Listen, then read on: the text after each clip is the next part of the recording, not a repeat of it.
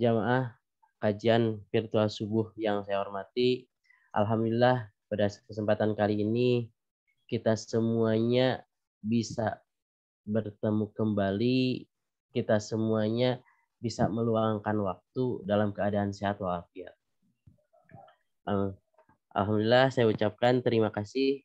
Kami ucapkan terima kasih kepada penyelenggara acara ini dari pimpinan cabang Al-Irsyad Al-Islamiyah Kota Bandung dan Lajnah Pendidikan dan Pengajaran Al-Irsyad Al-Islamiyah Kota Bandung dan Lajnah Dakwah Al-Irsyad Al-Islamiyah Kota Bandung yang telah menyelenggarakan kegiatan kali ini. Alhamdulillah kegiatan kali ini secara rutin setiap Sabtu pagi dari jam 5.15 sampai dengan selesai. Alhamdulillah semuanya hadirin jamaah sekalian bisa menyempatkan hadir, bisa menyempatkan hadir untuk thalabul ilmi. Karena pada saat ini walaupun kita masih dalam keadaan bisa virtual, masih keadaan jarak apa istilahnya itu adalah walaupun keadaan jarak jauh, tapi alhamdulillah kita bisa menyempatkan, bisa berkhidmat kepada semuanya. Dan untuk selanjutnya pada kesempatan kali ini, hari ini pada kajian virtual subuh ini kita akan membahas berkaitan dengan surat Abasa, ya, meneruskan dari 3 minggu yang lalu. Kalau 3 minggu yang lalu, kalau tidak salah, surat Abasa sudah sampai ayat 11. Untuk kali ini kajiannya itu adalah surat Abasa dari ayat 12 sampai 42. Ya. Sebelumnya saya sapa dulu kepada Ustadz Yajen. Assalamualaikum Ustadz. Waalaikumsalam warahmatullahi wabarakatuh. Bagaimana kabar Ustadz? Alhamdulillah. Alhamdulillah ya. Nah, hari ini kita akan membahas lagi tentang meneruskan kajian berkaitan surat Abasa tadi ya. Insyaallah. Nah, insyaallah. Abasa dari ayat 12 sampai 42. Untuk mengefektifkan waktu dan untuk lebih berkah, kita buka dulu acara ini dengan bacaan basmalah bersama-sama. Bismillahirrahmanirrahim. Untuk selanjutnya Ustadz, langsung saja karena keterbatasan waktu juga untuk mengefektifkan waktu dan agar lebih mengefektifkan, kita lanjut aja Ustadz kajian berkaitan surat Abasa ayat 12 sampai 42. Tafadhol Ustadz. Syukur.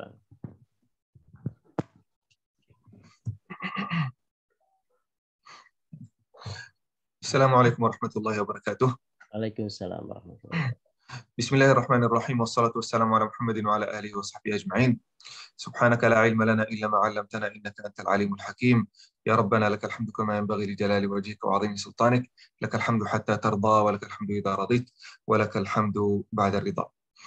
Hadirin yang dimuliakan Allah Subhanahu wa taala, melanjutkan apa yang kita sudah mulai di dalam surat Abasa, sebagaimana kita sudah ceritakan bahwasanya asbabun nuzul surat Abasa ketika Rasulullah sallallahu alaihi wasallam berwajah masam, berwajah tidak enakan ketika ada seseorang datang kepada Rasulullah sallallahu alaihi wasallam tetapi ditolak atau ditunda urusannya oleh Rasulullah sallallahu alaihi wasallam. Oleh karena itu menurut kebanyakan mufassir, mereka berkata bahwasanya ayat-ayat yang paling pertama yang diturunkan di dalam surat Abasa itu sebagai teguran dari Allah Subhanahu wa taala kepada Muhammad sallallahu alaihi wasallam. Nah, dari hadirin yang dimuliakan Allah Subhanahu wa taala, kita dapat belajaran dari ayat-ayat pertama di dalam surat Abasa. Kita tidak boleh mengabaikan siapapun, walaupun kemampuannya itu sangat terbatas. Tetapi selama dia masih manusia, kita menjadikannya sebagai peluang dakwah bagi kita. Peluang dakwah, peluang pahala, peluang ibadah kepada Allah Subhanahu wa taala. Siapapun dia, dengan kemampuan apapun. Itulah pelajaran yang kita bisa dapat dari ayat-ayat pertama di dalam surat Abasa. Nah, kita alhamdulillah bersama-sama kita sudah sampai ayat 11 dan kita semuanya sudah tahu bahwasanya orang-orang yang sungguh-sungguh ingin belajar itu memiliki 3 sifat. Yang pertama yas'a. Dia datang dari tempat yang sangat jauh. Sangat jauh. Buktinya apa? Niatnya juga baik. Niatnya baik, ikhlas kepada Allah Subhanahu wa taala, ikhtiar datang dari tempat yang sangat jauh. Yakhsha. dia takut pada Allah Subhanahu wa taala. Ikhlas niat itu membuat dia takut melakukan maksiat, takut jahil, takut tidak tahu, takut melakukan ibadah secara salah. Oleh karena itu orang-orang yang memiliki 3 sifat ini harus dilayani dengan baik, harus diberi ilmu yang baik yang mereka inginkan supaya mereka semakin bertakwa, semakin dekat kepada Allah Subhanahu wa taala. Begitu juga hadirin yang dimuliakan Allah Subhanahu wa taala, itu berjalan bukan hanya untuk ilmu agama. Siapapun yang ingin belajar apapun dari kita, kalau kita melihat 3 sifat ini pada dirinya sendiri, wajib kita mengajari ilmu ini kepada dia. Sebagaimana juga Rasulullah sallallahu alaihi wasallam bersabda, "Man su'ila an ilmin fakatamahu." Siapapun di antara kita ditanya atau diminta ilmu apapun lalu dia menyembunyikannya, tidak ingin menyampaikannya kepada orang lain, maka uljima yaumal qiyamati bilijamin min nar. Hari kiamat mulutnya akan tertutup dari besi yang dibawa dari neraka jahanam. Allah. Makanya hadirin yang dimuliakan Allah Subhanahu wa taala, yang memiliki ilmu agama sampaikan kepada orang lain. Yang memiliki ilmu hadis sampaikan kepada orang lain. Yang memiliki ilmu dunia, bisnis, komersial, administrasi, manajemen, sains, sampaikan kepada orang lain semampu kita. Supaya kita bertemu sama Allah Subhanahu wa taala, kita sudah tunaikan amanah yang diberikan dari Allah Subhanahu wa taala dalam bentuk ilmu, dalam bentuk amal, dalam bentuk keteladanan. Ini disampaikan kepada manusia sebelum nyawa kita dicabut oleh Allah Subhanahu wa taala. Lalu setelah itu hadirin yang dimuliakan Allah Subhanahu wa taala, kita membuktikan bahwasanya kutabul wahyi sebagaimana Allah Subhanahu wa taala berfirman, "Faman syaa'a dzakarah." Nah, barang siapa hadirin yang dimuliakan Allah Subhanahu wa taala, kita berbicara tentang Quran. Innaha tadhkirah. Di dalam Al-Quran itu ada banyak peringatan dari Allah Subhanahu wa taala kepada kita supaya kita kembali ke jalan Allah Subhanahu wa taala. Di mana di dalam Al-Quran, "Faman syaa'a dzakarah." Siapapun yang ingin mempelajari ini, ya silahkan. Quran itu bersedia bagi kita, apalagi di zaman kita sekarang. Di zaman Rasulullah Sallallahu Alaihi Wasallam itu bersedia bagi yang mempelajarinya. Padahal itu termasuk, menurut kita itu sangat susah. Hanya ada satu mushaf yang tersimpan di rumah Hafsah, istri Rasulullah Sallallahu Alaihi Wasallam. Selain itu, Quran ini dihafal oleh sahabat Rasul sallallahu alaihi wasallam. Siapa yang ingin mempelajari Al-Quran tidak bisa membacakannya dari buku karena bukunya tidak tersedia. Mempelajari buku dari siapa? Datang kepada orangnya yang sudah hafal Al-Quran. Yuk, tolong ajarkanlah kepada aku surat Abasa. Saya mau belajar surat Amma. Saya mau belajar surat An-Nazi'at. Harus datang kepada orangnya. Dan nunggu waktu kesibukannya itu selesai. Kalau sudah kosong, baru bisa belajar. Coba kita di zaman kita sekarang. Dari Android bisa, iOS bisa. Di dalam rumah kita ada lebih dari 10 mushaf, 5 mushaf. Setiap orang di antara kita pasti ada buku Al-Quran. Pasti. Kalau tidak lebih dari satu. Sangat dimudahkan. Faman sya'a dzakar fi suhufin mukarramah. Allah. Nah, fi suhufin mukarramah. Mushaf ini ditulis di dalam buku-buku yang mulia, yang dimuliakan oleh Allah Subhanahu wa taala. Marfu'atin mutahharah. Dimuliakan lalu disucikan. Biaidi safarah. Biaidi safarah. Siapa safarah ini? Seperti kalau dalam bahasa Inggris koresponden. Koresponden antara Rasulullah sallallahu alaihi wasallam dan kita. Siapa? Kutabul wahyi. Kalau koresponden antara Allah Subhanahu wa taala dan Rasul itu siapa? Jibril dan malaikat yang menurunkan wahyu kepada Muhammad sallallahu alaihi wasallam. Kalau berantara dan koresponden antara kita dan Rasulullah, kutabul wahyi, yang penulis wahyu. Kan Rasulullah tidak bisa nulis kan? Tidak pernah masuk sekolah. Tidak bisa baca kan? Nah, bagaimana bisa menyampaikan itu kepada kita di zaman now, di zaman sekarang? Harus oleh orang yang menulis. Siapa yang menulis? Kutabul wahyi. Para penulis wahyu. Siapa yang menulis wahyu? Lebih dari 20 sahabat. Di antaranya siapa? Ali bin Abi Thalib. Di antaranya siapa? Hudzaifah bin Yaman, Khalid bin Walid, Zaid bin Thabit, dan juga di antaranya ada nama yang jadi permasalah zaman sekarang, yaitu Muawiyah bin Abi Sufyan. Banyak di antara kaum Syiah, bahkan di antara kaum Sunnah, difitnah tentang Muawiyah, sahabat Rasulullah Sallallahu Alaihi Wasallam yang mulia, Muawiyah bin Abi Sufyan. Padahal Rasulullah Sallallahu Alaihi Wasallam mengamanahi dia, memberi kepercayaan kepada Muawiyah bin Abi Sufyan untuk menulis Al-Quran. Nah, kalau diberi kepercayaan dalam amanah yang paling besar, kita tidak mempercayai dia, pasti harus dipercayakan sebagaimana Rasulullah Sallallahu Alaihi Wasallam memberi kepercayaan kepada Muawiyah bin Abi Sufyan. Kalau orangnya tercela atau melakukan atau mungkin orang bersalah atau tidak amanah, maka Rasulullah Sallallahu Alaihi Wasallam tidak akan pernah memberi amanah kepada Muawiyah bin Abi Sufyan. Kalau kita melihat sekarang banyak kelompok-kelompok yang muncul di Maroko, di Mesir, di Suriah, di Yaman, bahkan mereka mengaku sunnah, tetapi sampai sekarang, tetapi masih tetap mereka ingin mencela dan juga merendahkan dan bahkan menyebutkan Muawiyah bin Abi Sufyan dengan sebutan yang sangat tercela. Padahal Rasulullah Sallallahu Alaihi Wasallam memberi amanah kepada Muawiyah bin Abi Sufyan untuk simpan Al-Quran melalui tulisan. Nah, bukan hanya dari Rasulullah Sallallahu Alaihi Wasallam. Lihat apa yang dikatakan oleh Allah Subhanahu Wa Taala ayat berikutnya. Kiramin bararah. Allah. Yang penulis wahyu ini menurut beberapa ulama-ulama yang dimaksud di sini penulis wahyu. Ada menurut beberapa ulama malaikat yang diutus oleh Allah Subhanahu wa taala. Tetapi sebagian dari mufassirin, kalangan mufassir, mereka berkata kiraman bararah ini kutabul wahyi, yang menulis wahyu. Kiraman orang bararah. Orang mulia di sisi Allah Subhanahu wa taala dan bararah, sangat jujur di sisi Allah Subhanahu wa taala. Kebaikan yang luar biasa yang tersimpan di dalam dirinya, lalu kejujuran yang ada di dalam hatinya dan juga perilakunya. Itu Muawiyah bin Abi Sufyan. Nah, saya tidak ingin berlebihan terhadap Muawiyah, bahwasanya beliau orang mulia. Sebagai manusia pasti ada kesalahan-kesalahan. Apalagi mungkin di zaman beliau ketika menjadi khalifah, terjadi mungkin perebutan di antara umat Islam, apalagi saat berperang terhadap Ali bin Abi Thalib. Itu kita semuanya tidak ridha. Tetapi sebagai manusia, kita harus mengakui dan mengetahui bahwasanya setiap manusia itu ada kesalahan. Karena hampir 100% dari ulama sepakat bahwasanya Muawiyah itu bersalah ketika berperang terhadap Ali bin Abi Thalib.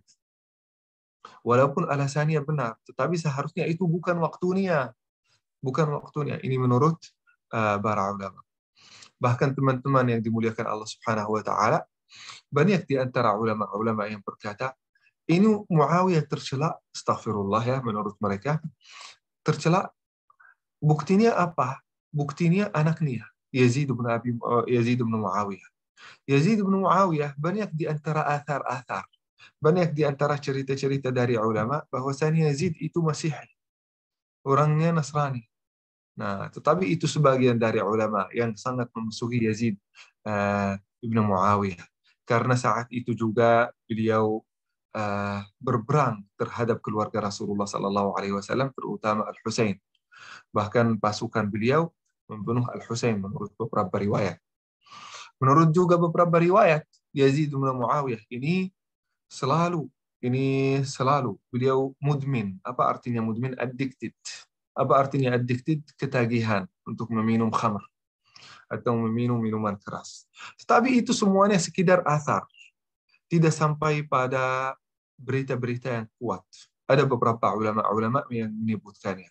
Bahkan Imam Ahmad bin Hanbal dalam beberapa riwayat, beliau berkata, il'an Yazid wa la tazid. Astaghfirullah. Nah, kita sangat mencintai Imam Ahmad bin Hanbal. Tetapi di antara riwayat yang sampai kepada Imam Ahmad bin Hanbal, yang mazhabnya sekarang diikuti oleh negara Saudi. Nah, beliau di antara mungkin pendapat-pendapat beliau yang tidak terbukti. Sebenarnya tidak terbukti. Saya bacakan hadis itu di Syiar A'lam an-Nubala. Nah, mereka berkata bahwasanya Imam Ahmad bin Hanbal berpendapat il'an Yazid wa la tazid. Mohon maaf saya akan menerjemahkannya walaupun lumayan maknanya. Al-Imam Ahmad bin Hanbal berkata, il'an Yazid wa la tazid. Laknatilah, kalau engkau ingin melaknati seseorang maka laknatilah Yazid, wa la tazid. Jangan melaknati orang lain. Nah, ini menurut Ahmad bin Hanbal. Tapi apakah itu terbukti ini menurut Ahmad bin Hanbal atau tidak? Tidak terbukti. Tapi disebut oleh beberapa ulama. Nah, kan juga di zaman Yazid mulai juga Yazid bin Muawiyah menyuruh beberapa di antara khatib-khatib masjid, khususnya di Al-Masjid An-Nabawi, ustadz-ustadz dan khatib dan da'i, menyampaikan melaknati Ali bin Abi Thalib di atas mimbar hari Jumat. Coba bayangkan.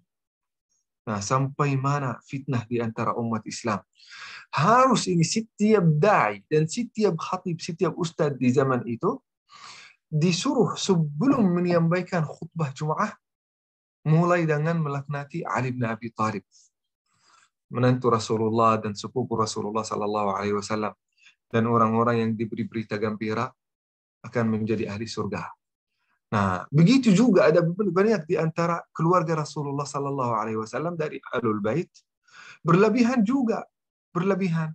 Sampai-sampai di salah satu zaman mereka menyuruh ustadz-ustadz yang ingin menyampaikan khutbah Jumat untuk mulai dengan melaknati Muawiyah bin Abi Sufyan. Astaghfirullahaladzim. Disitulah terjadi fitnah di antara umat Islam. Ini menyukai Ali bin Abi Thalib berlebihan sehingga melaknati musuh yang orang-orang yang memusuhi Ali bin Abi Thalib, dan orang yang menyukai Muawiyah bin Abi Sufyan dan Yazid bin Muawiyah ini berlebihan sehingga melaknati orang lain. Kalau kita mencintai seseorang, kenapa kita harus juga melaknati musuhnya? Tidak usah. Ya udah, nggak apa-apa. Ingin mencintai, ingin meneladani Muawiyah bin Abi Sufyan, tidak apa-apa. Tidak ada masalah. Tidak ada masalah. Asal kita tidak memusuhi Ali bin Abi Thalib. Kita boleh juga mencintai Ali bin Abi Thalib, bahkan itu sesuatu yang sangat mulia karena beliau sangat dicintai oleh Rasulullah sallallahu alaihi wasallam. Tetapi itu tidak berarti kita memusuhi sahabat-sahabat yang lain.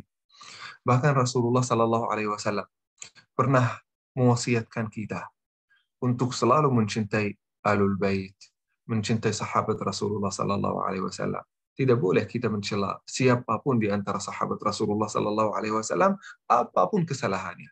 Karena mereka lah yang menyampaikan sunnat Rasulullah kepada kita. Kalau mereka tidak ada sunnat Rasulullah dan hadis-hadis Rasulullah, bagaimana bisa sampai kepada kita? Kalau mereka tidak ada, bagaimana Al-Quran dan firman Allah Subhanahu wa Ta'ala tersimpan dan transfer dari generasi ke generasi sampai kepada kita? Kan? Mereka yang menyampaikannya kepada kita. Oleh karena itu, hadirin yang dimuliakan Allah Subhanahu wa Ta'ala, generasi Rasulullah, generasi sahabat Rasulullah itu sudah berlalu. Sudah mereka akan dihisab oleh Allah Subhanahu wa Ta'ala apabila mereka melakukan kebaikan atau kesalahan. Apain kita mencela ini, memuji ini? Allah yang tahu apa yang mereka lakukan, dan Allah Subhanahu wa Ta'ala yang akan menghisab mereka. Dan mereka akan tanggung jawab di sisi Allah Subhanahu wa Ta'ala atas kesalahan mereka. Kenapa kita ikut campur dalam masalah-masalah yang terjadi di zaman mereka? Ambillah yang baik. Kalau ada keburukan menurut kita, maka biarkanlah itu. Jauhkanlah diri kita dari keburukan-keburukan tersebut. Nah, itu mungkin hadirin yang dimuliakan Allah Subhanahu wa Ta'ala. Bukti menurut beberapa sahabat, bukti bahwasanya Muawiyah bin Abi Sufyan itu orang baik. Rasulullah Shallallahu Alaihi Wasallam memberikan kepada beliau amanah untuk menulis wahyu, menulis Al-Quran, dan juga disebut di dalam surat Abasa kiramin bararah, orang yang mulia dan jujur. Qutilal insanu ma akfarah min ayyi syai'in khalaqah min nutfatin khalaqahu faqaddarah. Qutilal insan. Apa artinya qutilal insan? Terkutuk manusia. Manusia yang mana? Ma akfarah, yang kafir. Atau para ulama berkata, ma artinya apa? Apa yang membuat manusia itu kafir? Rasul sallallahu alaihi wasallam, hadirin yang dimuliakan Allah Subhanahu wa Ta'ala, atau Allah Subhanahu wa Ta'ala di dalam ayat ini menyampaikan, terlalu takjub, sangat takjub. Apa yang membuat manusia itu kafir? Padahal dia sudah tahu, diciptakan oleh Allah, diberi mata oleh Allah, diberi tangan oleh Allah, diberi kenikmatan, segala kenikmatan oleh Allah Subhanahu wa Ta'ala. Lalu akhirnya ujungnya dia kafir. Dia mendustakan apa yang datang oleh Allah Subhanahu wa Ta'ala. Sesuatu yang sangat takjub dan sangat dahsyat. Ma akfarah. Kenapa wahai manusia engkau melakukan ini? Min ayyi syai'in khalaqah. Manusia ini mulai diciptakan dari apa? Dia kafir bisa jadi karena kesombongan. Lihat, asal-usul kita dari mana? Min ayyi syai'in khalaqah. Engkau diciptakan dari apa? Min nutfatin khalaqahu faqaddarah. Dari tetesan air, kalau kita pegang, kita merasa jijik. Nah, itu asal-usul manusia. Min nutfatin khalaqahu faqaddarah. Diciptakan, lihat keagungan dan kebesaran Allah Subhanahu wa Ta'ala. Dari setetes air kita bisa menjadi makhluk yang besar, berkemampuan yang tidak terbatas, yang luar biasa. Faqaddarah. Lalu Allah Subhanahu wa Ta'ala memberikan kemampuan-kemampuan yang telah ditentukan oleh Allah Subhanahu wa Ta'ala. Ketentu sebagai manusia tidak bisa terbang, tidak bisa melihat jin, tidak bisa melihat makhluk halus, tidak bisa melihat malaikat dengan kemampuan-kemampuan yang telah ditakdirkan oleh Allah Subhanahu wa Ta'ala. Tsumma as-sabila yassarah. Lalu Allah Subhanahu wa Ta'ala memberikan kemudahan untuk mengikuti dua jalur, jalur kebenaran dan jalur kejahatan. Dan itu tergantung pilihan kita. Mau pilih yang baik, maka engkau akan dapat kebaikan di sisi Allah Subhanahu wa Ta'ala. Mau jadi orang buruk, maka keburukan yang engkau akan dapat dari Allah Subhanahu wa Ta'ala. Tsumma amatahu fa'aqbarah. Setelah kita hidup, tsumma amatahu. Setelah itu akan datang kematian. Kematian ini bisa jadi kenikmatan, bisa jadi juga berita buruk. Berita buruk apabila ada seseorang melakukan kejahatan atau jauh dari Allah Subhanahu wa Ta'ala, maka itu akan menjadi berita buruk. Kenapa? Setelah kematian dia akan mulai tanggung jawab atas segala keburukan yang pernah dia lakukan selama dia hidup. Bahkan para ulama berkata, bahkan ini beribahasa, ini puisi. Al-qabru babun wa kullun nasi dakhiluhu. La'amri madza ba'dal babi maddaru. Kematian ini adalah pintu. Setiap orang yang akan melaluinya. Setiap orang di antara kita. Tetapi yang membuat heran, setelah pintu itu, apa yang akan terjadi? Bagi orang buruk, lubang dari lubang neraka. Bagi orang saleh, taman dari taman surga. Bisa jadi itu nikmat. Nikmat bagi kita sebagai orang hidup. Kematian itu nikmat bagi orang hidup. Kenapa? Coba kalau Allah Subhanahu wa Ta'ala tidak mematikan manusia sejak zaman Adam sampai sekarang. Bumi itu seperti apa? Penuh kan? Sangat penuh. Miliaran, triliunan manusia yang telah diciptakan oleh Allah Subhanahu wa Ta'ala. Bisa jadi juga kematian itu bisa jadi nikmat bagi orang saleh karena yang akan menjadi dinding di antara kita dan surga Allah Subhanahu wa Ta'ala adalah mati. Kalau kita mati, masuk surga Allah Subhanahu wa Ta'ala. Jadi nikmat bagi kita. Tsumma amatahu fa'aqbarah. Setelah itu dimakamkan. Tsumma idza syaa ansyarah. Tsumma idza syaa. Apabila Allah berkehendak, maka pasti akan dibangkitkan. Apabila datang di dalam Al-Quran, artinya pasti akan terjadi. Idza pasti akan terjadi. Nah, idza syaa ansyarah, akan dibangkitkan. Ada seseorang di antara kita tidak akan dibangkitkan hari kiamat? Tidak.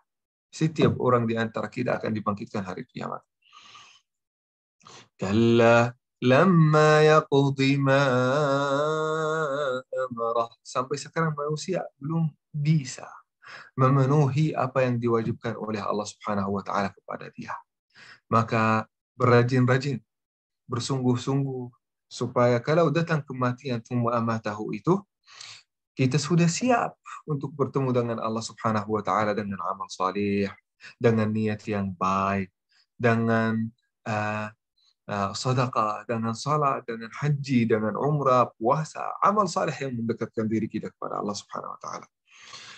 Falyanzuril insanu ila ta'amih. Hendaklah manusia mulai bertafakur, mulai bertafakur. Kalau belum mampu memenuhi apa yang diperintahkan oleh Allah Subhanahu wa taala, insya Allah akan terbantu apabila dia mulai tafakur, tadabbur dengan apa yang diciptakan oleh Allah Subhanahu wa taala. Di antara yang diciptakan oleh Allah, disediakan oleh Allah Subhanahu wa taala, ta'ami, makanannya yang kita makan sehari-hari. Tidak usah kita jalan jauh-jauh ke gunung, kemana-mana. Itu semuanya tafakur. Tetapi jangan jauh-jauh, mulai dari yang dekat. Kita makan setiap hari kan? Tafakurlah pada makanan itu.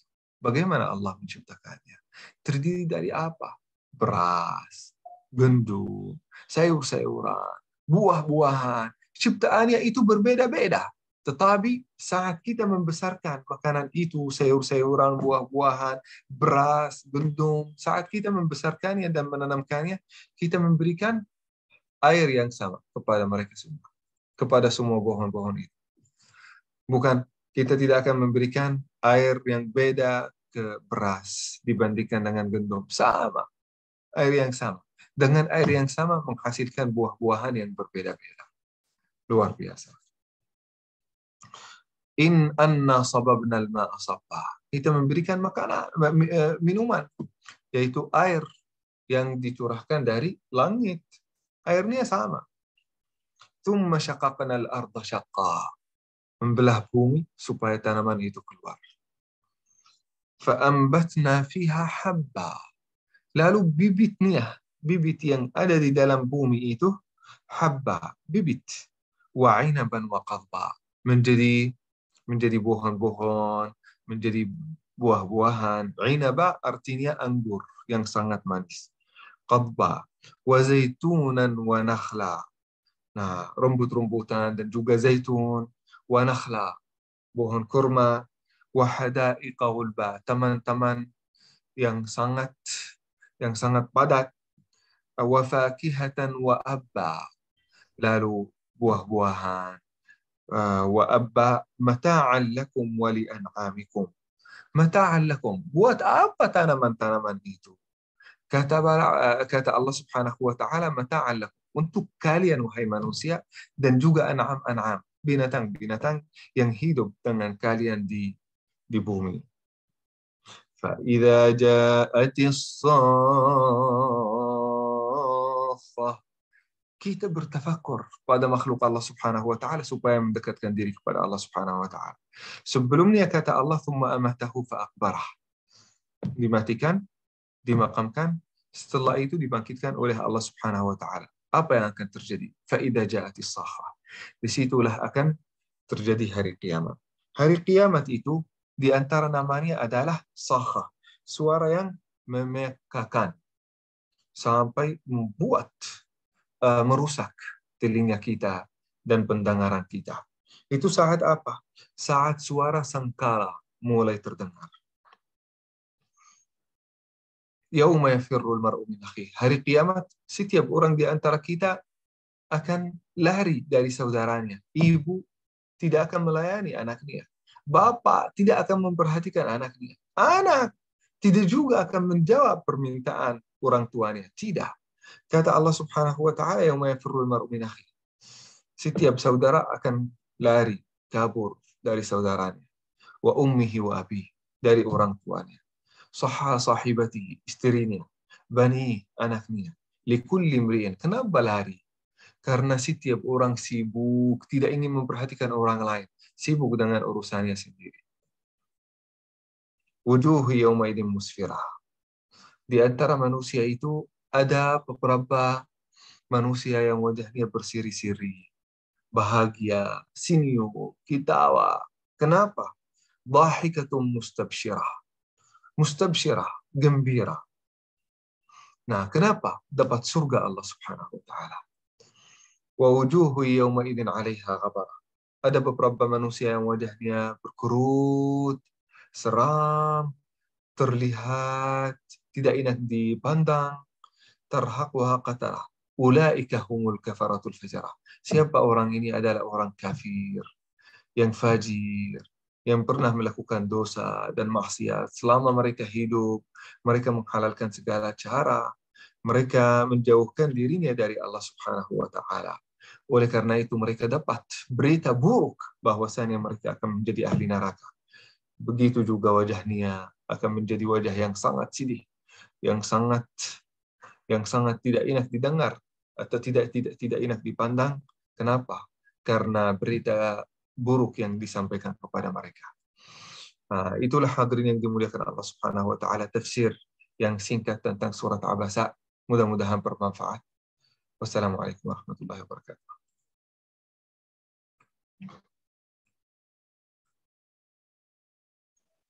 Waalaikumsalam warahmatullahi wabarakatuh.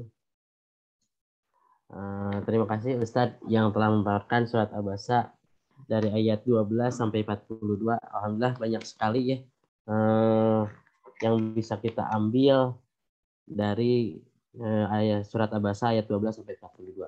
Untuk selanjutnya kepada jamaah sekalian, silahkan jika ada yang ingin bertanya melalui chat ataupun langsung, bisa langsung. Kalau langsung silakan raise hand dulu ataukah di chat dulu ya. Saya baca dulu yang dari chat ya, Tad. Silakan. Ya.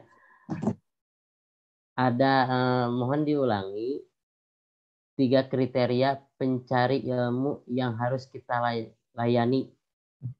Yang pertama ya sa. Ya. Yang pertama ya sa.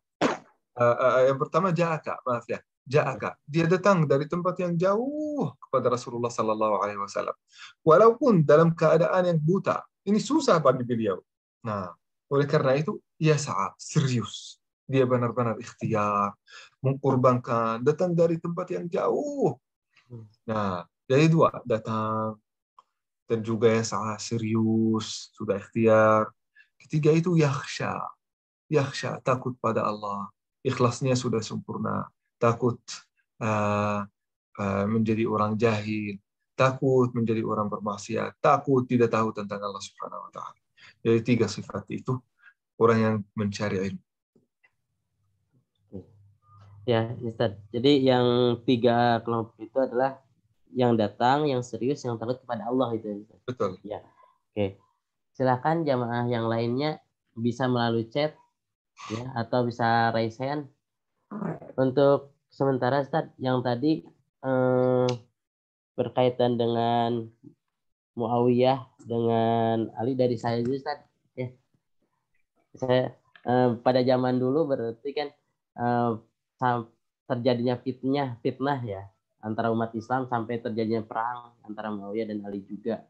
Nah, itu pun karena kan awalnya terjadinya perang karena tadi disebabkan ada orang yang memfitnah ataupun apa.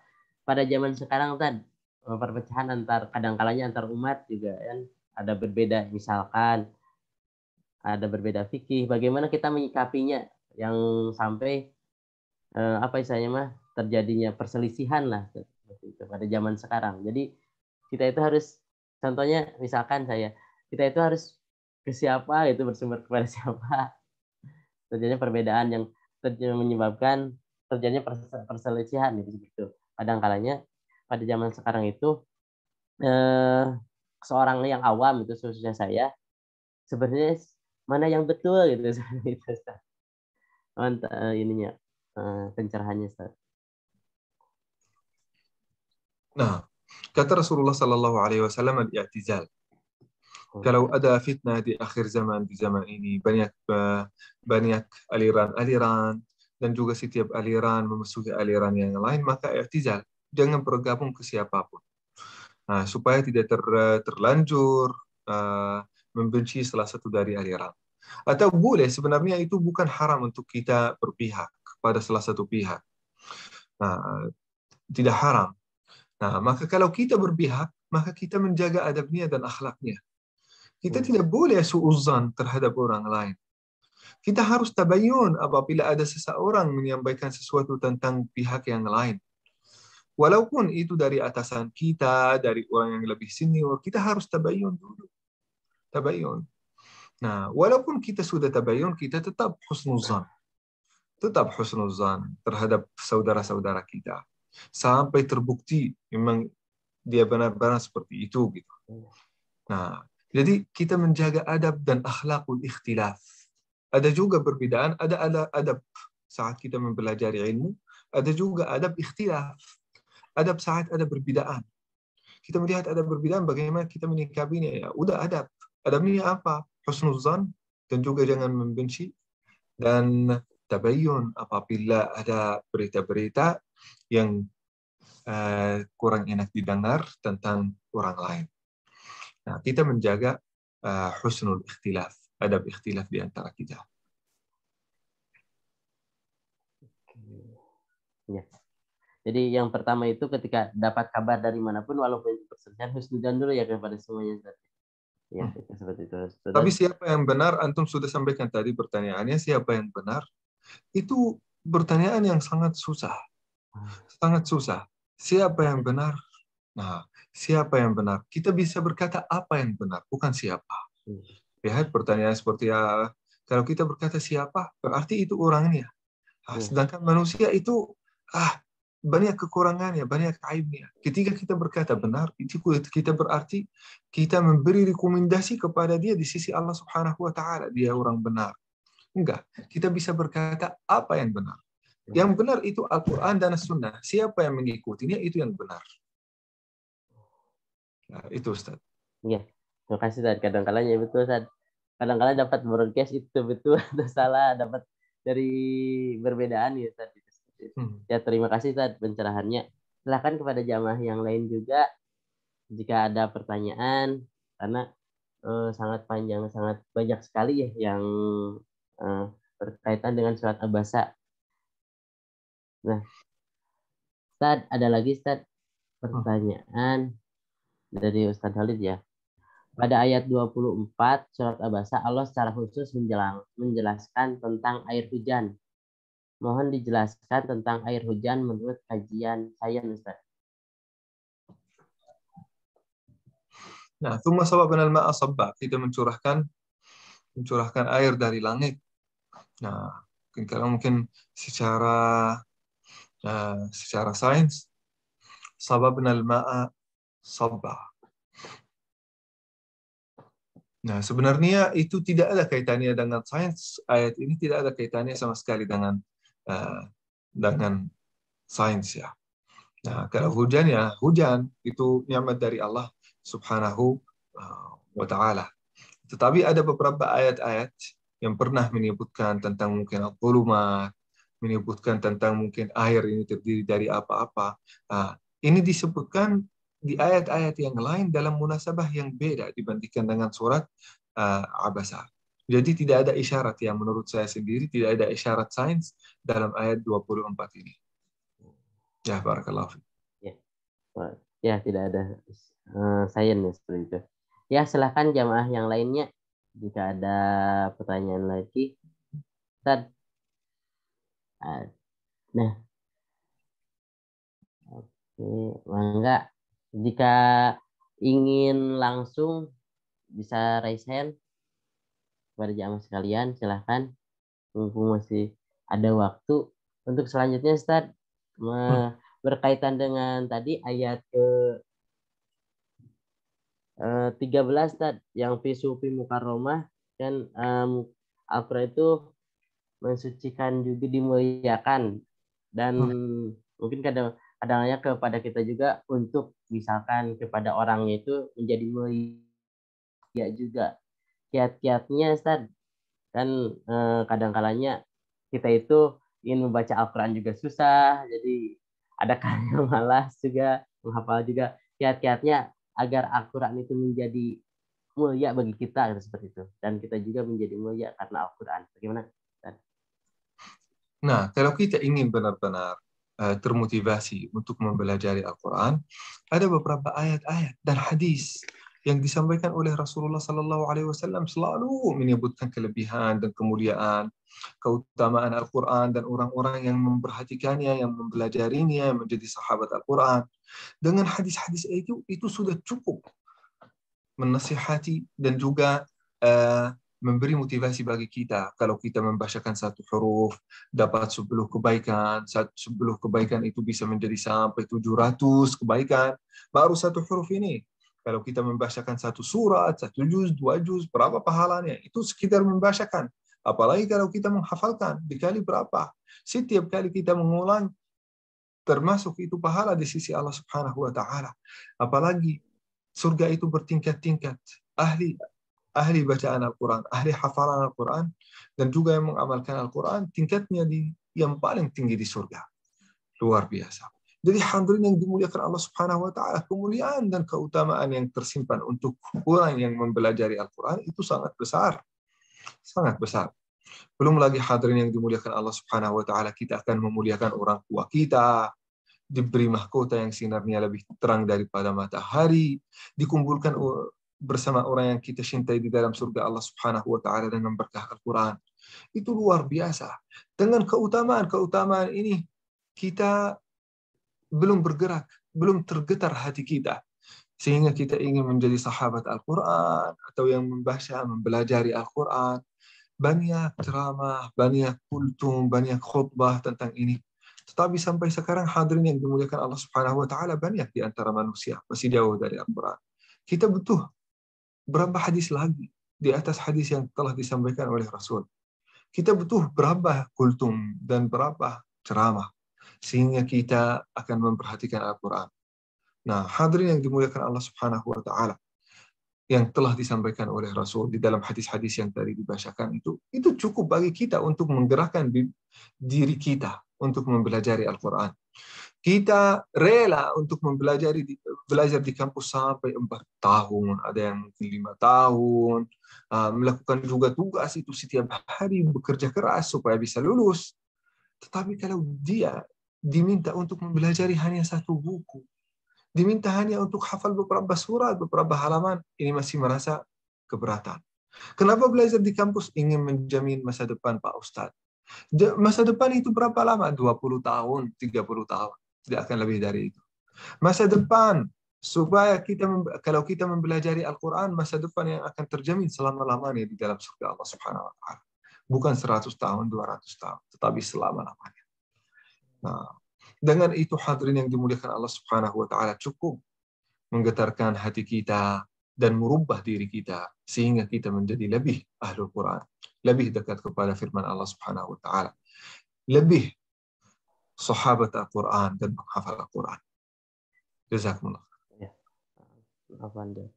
Ya, terima kasih Tad. Jadi termotivasi ya seperti itu. Kadang kalanya triknya Tad, lagi trik biar kita bisa, Masya Allah ya sama Ustadz itu udah beres 30 juz. Trik untuk kita itu dengan usia yang misalkan udah pada menikah, triknya agar kita senantiasa bisa terus komitmen untuk menghafal itu seperti itu.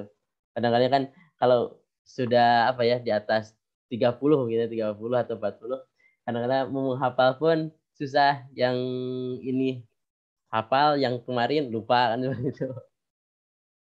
Trik-trik untuk menghafal Al-Quran di usia usia tua ataupun usia yang udah di atas 30 Ustaz bagaimana? Nah, sebenarnya bukan susah. Kita menyusahkan diri dengan pikiran atau persepsi tertentu. Misalnya, kenapa anak muda bisa menghafal Al-Quran? Karena mereka masih ada kekurangan yang perlu dilengkapi dengan belajar ilmu bermanfaat. Mereka ingin juga merasa belum puas, sehingga mereka ingin pujian, ingin penghargaan, ingin, bisa jadi ya, kalau anak kecil ya, mereka semangat untuk mempelajari Al-Quran. Anak kecil bisa mempelajari Al-Quran karena belum ada banyak pikiran, belum ada banyak kerja dan kesibukan. Nah, sebagaimana antum sampaikan Ustaz Arif, kalau orang yang sudah menikah, sudah punya anak, sudah bekerja, kadang-kadang manusia itu merasa puas. Puas. Dengan perasaan itu membuat dia, apa yang saya hafal Al-Quran? Kan? Nah, sudah tidak menanti-nantikan pujian dari manusia. Dia sudah mungkin sibuk kerja. Banyak juga pikirannya, pikiran anak, pikiran istri, pikiran rumah tangga. Itu sudah pikiran yang cukup membuat kita terlalai dari mengembangkan diri di sisi Allah Subhanahu wa taala melalui Al-Qur'an. Nah, kalau engkau benar-benar ingin menjadi hafiz Al-Qur'an 30 juz bahkan setelah umur 30, 40, 50, bahkan 60 tahun, bahkan 80, 70 tahun. Bisa. Asal kita mengkorbankan. Mengkosongkan bagian dari pikiran kita. Mengkorbankan bagian dari waktu kita. Bagian dari tenaga kita untuk mempelajari Al-Quran. Ini yang pertama. Harus mengkorbankan. Mengkorbankan. Bagian dari waktu. Insya Allah dalam 1 jam ini saya tidak akan memikirkan apapun kecuali Al-Quran. Sudah. Kalau itu sudah berjanji pada Allah, itu langkah pertama. Kedua, cari guru. Kalau ada guru yang baik, maka guru yang baik itu akan selalu akan memberi motivasi kepada kita. Kalau kita lagi merasa down, malas, banyak godaan. Datang kepada kita guru itu. Kenapa engkau tidak hafal hari ini? Engkau tidak tahu hadis Rasul tentang ini dan ini dan ini. Jadi guru yang baik itu bukan yang pengetahuannya sangat luas. Bukan. Guru yang baik itu yang sangat sayang kepada muridnya. Sehingga dia tidak ingin melihat muridnya dalam kondisi yang malas. Dia ingin selalu menyampaikan motivasi, semangat kepada muridnya, supaya muridnya selalu istiqamah. Carilah guru yang seperti itu. Dan juga jangan berpelit-pelit ya hadirin. Kalau sudah ada guru, ya udah, kita mengkorbankan 50 ribu, 100 ribu, itu insya Allah investasi di sisi Allah Subhanahu wa ta'ala. Dan juga kita ikram, kita memuliakan ahlul Quran. Nah, kalau asatiz dan ustazah itu banyak sekali di Bandung. Banyak, alhamdulillah. Ini nikmat bagi kita semua. Yang di luar Bandung juga alhamdulillah sudah sangat banyak di Indonesia. Kalau tidak ada guru ngaji imam, ya udah di musala terdekat, belajar dengan imamnya.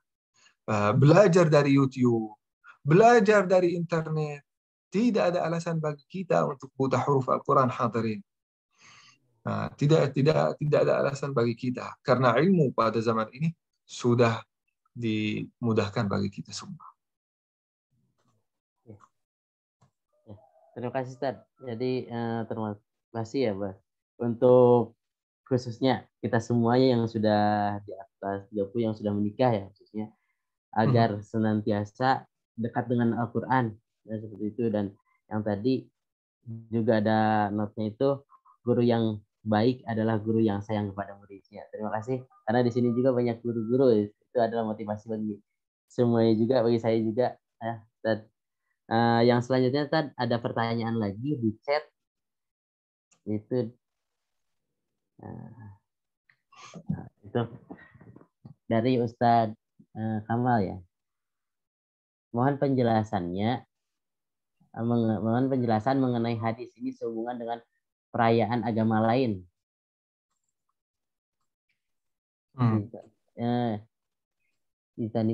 Mohon di Ustadz Kamal. Ya, saya bacakan ya. Mohon penjelasan. Istanibu ada Allah fi dinihim. Sebenarnya ini kata-katanya perlu diluruskan ya Ustadz Kamal ya. Ijtanibu a'da Allahi fi a'yadihim, bukan dinihim ya. Fa inna sakhat yanzilu alaih. Nah, ada itu mungkin diperbaiki, bukan dinihim tapi a'yadihim atau aidihim. Itu sebenarnya bukan hadis. Itu hanya pendapat dari Umar bin Khattab. Nah, pendapatnya juga apakah terbukti atau mutawatir atau tidak, itu tidak terlalu diurus oleh tabi'in dan ulama hadis, tidak terlalu diurus. Jadi tidak ada orang yang tahu apakah yang disampaikan oleh Ali bin Abi Thalib itu benar-benar disampaikan oleh Ali bin Abi Thalib atau tidak. Karena tidak ada ilmu rijalnya. Tidak ada ilmu dhaif, sahih, hasan, tidak ada. Itu hanya berjalan untuk hadis Rasulullah sallallahu alaihi wasallam. Nah, kalau ini tentang Umar bin Khattab satu. Mungkin apa yang kita perbaiki di sini harus ayadihim bukan ini. Kedua, nah, kalau ini kata-kata dari Umar bin Khattab, belum tentu itu, tidak ada bukti itu benar-benar dari Umar bin Khattab. Tiga, apabila itu terbukti dari Umar bin Khattab, maka itu bukan hujjah. Tidak harus kita taat. Kita taat kepadanya. Karena aqwalus sahabi laisa bihujjah. Yang menjadi hujjah yang kita menjadi keharusan untuk mengikutinya, kewajiban untuk mengikutinya adalah ayat Al-Quran dan hadis Rasulullah Sallallahu Alaihi Wasallam. Walaupun ini terbukti dari Umar bin Khattab radhiyallahu anhu, kita tidak harus mengikutinya. Nah, tetapi itu kita tidak bisa membuktikannya, tidak bisa, tidak bisa. Coba kalau saya menyampaikan, nah kata Ustaz Kamal, nah kalau Ustaz Kamal suatu hari menyampaikan kepada saya satu kata, saya menyampaikan ke satu orang, ke orang yang lain, ke orang yang lain, ke orang yang lain, orang ini menyampaikan ke orang lain juga. Generasi ke generasi menyampaikan tentang Ustaz Kamal. Pasti di beberapa generasi akan berubah kata-kata ini, kan? Apalagi kalau tidak dijaga ilmunya di dalam ilmu rijal, ilmu kesahihan hadis, maka itu tidak bisa terbukti ya Ustaz Kamal ya. Kalau imam itu sudah terbukti, maka tetap laisa bihujjah, tidak wajib kita mengikutinya. Tidak wajib kita mengikutinya. Apa boleh kita memberi selamat kepada orang kafir atau mungkin orang Nasrani? Selamat Natal, selamat Christmas. Nah, kita boleh, tapi dengan bahasa lain. Coba, kita bisa mengucapkan itu tanpa kita melanggar dan keluar dari perbedaan, dan juga menjaga hubungan yang baik sesama mereka saat mereka merayakan Natal. Kita tidak mengucapkan selamat, kita diam aja, tetapi memberikan kepada mereka hadiah, boleh. Memberikan makanan, memberikan apapun kepada mereka, tanpa kita menyebutkan, ini tidak ada ulama yang berkata itu haram, kan? Tahu juga mereka enak hati terhadap kita. Jangan sampai kita ramai-ramai setiap akhir tahun, tidak boleh, tidak boleh, tidak boleh, tidak boleh. Membuat kaum Nasrani itu suudzon terhadap kita. Membuat kita terpecah belah. Sehingga kita tidak bisa membangun negara yang utuh, yang bersatu, yang saling mencintai.